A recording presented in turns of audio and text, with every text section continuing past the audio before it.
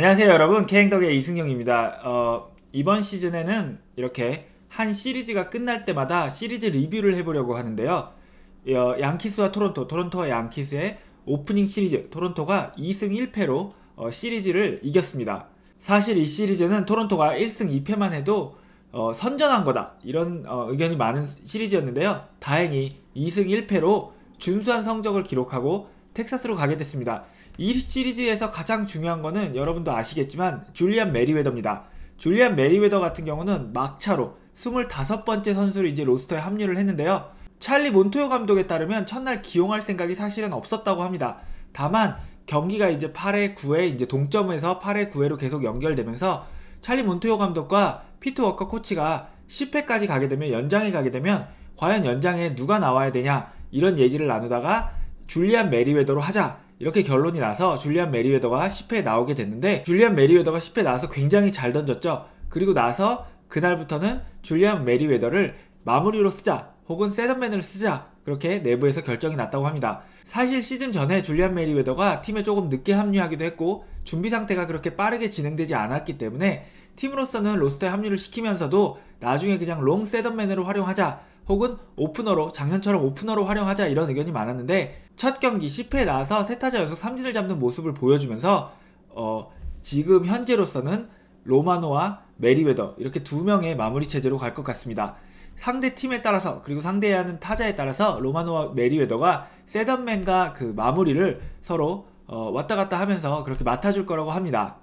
메리웨더는 인터뷰에서 자신에게 이제 기회가 주어진 것에 대해서 굉장히 감사하고 열심히 할 것이지만 아직까지는 자신을 선발 투수로 생각한다고 이야기했고요. 앞으로도 선발 경쟁에 있어서 자신이 경쟁력이 있을 수 있게 계속 몸이나 이렇게 상태를 준비하겠다고 이야기했습니다. 오프닝 시리즈의 두 번째 화두는 토론토의 수비였죠. 작년에 메이저리그에서 가장 최악의 수비를 보여준 팀 중에 하나였는데, 오프닝 시리즈를 통해서 굉장히 긍정적인 모습을 많이 보여줬습니다.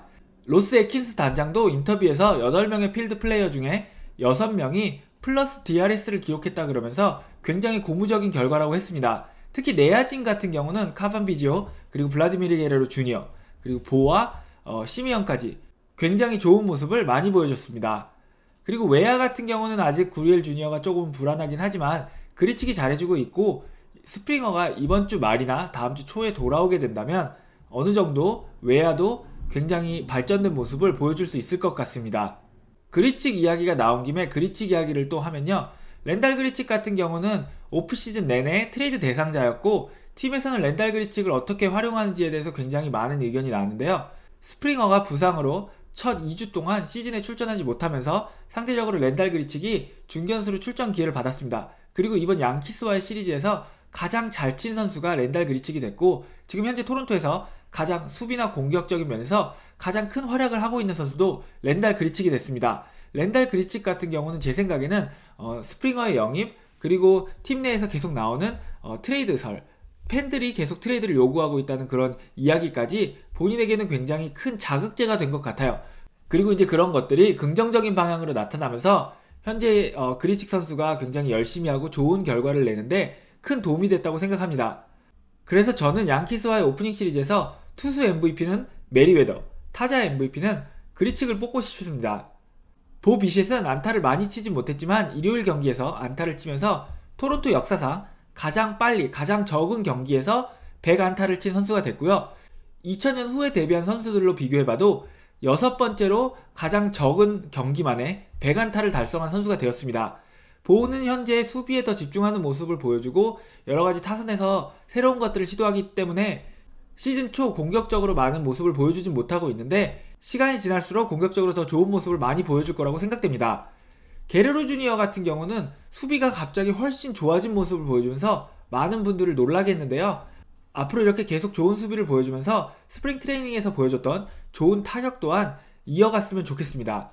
마지막으로 부상자 업데이트를 조금 해드리면, 현재 로비 레이는 100%의 몸 상태를 유지하고 있다고 합니다. 다만 지금 현재 급하게 올리기보다는 다음 시리즈, 다음 홈 시리즈 마지막쯤에 로비 레이 선수가 팀에 합류할 것 같고요. 마지막 불펜 피칭을 남겨두고 있다고 합니다. 마지막 불펜 피칭에서는 80, 90개까지 공을 끌어올려서 다음 주쯤에는 실전, 경기에 투입될 수 있게 그렇게 준비를 한다고 합니다.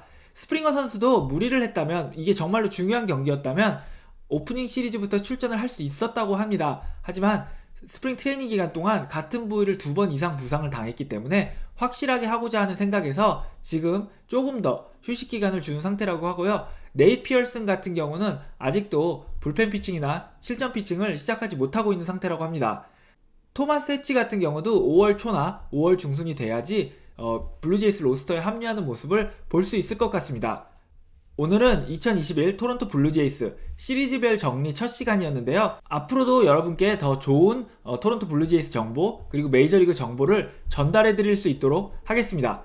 시청해주신 여러분께 감사드립니다. 안녕히 계세요.